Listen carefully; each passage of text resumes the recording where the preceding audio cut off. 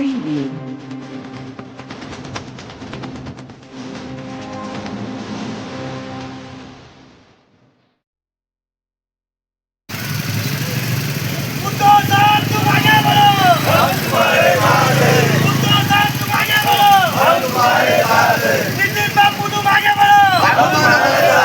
दोनच मागण्या आहे. जो अमेरिकेसोबत जो करार केलेला आहे तो करार पहिले रद्द करण्यात यावा आणि हेक्टरी जे आहे 17,000 रुपये आम्हाला भाव देण्यात यावा, जेणेकरून शेतकऱ्याचा कसं आज जो करार झालेला आहे तो आमच्या पीक विमा जो 17,000 रुपये आम्हाला देण्यात यावा, जो करार झालेला आहे अमेरिकेसोबत तो अत्यंत म्हणजे शेतकऱ्याचे जे भाव होते ते अत्यंत कमी झालेले आहे. 2,000-2,000 ते आम्हाला परत पाहिजे. तो करार रद्द झाला पाहिजे एवढीच आमची मागणी आहे. आणि पीक विम्याचे 17,000 रुपये जे हेक्टरी जे आज 9,000 रुपये आम्हाला 17,000 रुपये आम्हाला द्यावे अशी आमची सरकारला विनंती. बरं, केंद्र सरकारने म्हटलं आहे की हा जो करार आहे अमेरिका आणि भारतच्या दरम्यान झाला आहे, दूध उत्पादक शेतकरी किंवा जे सोयाबीन उत्पादक शेतकरी किंवा शेतकऱ्यांवरती कुठलाही परिणाम होणार नाही.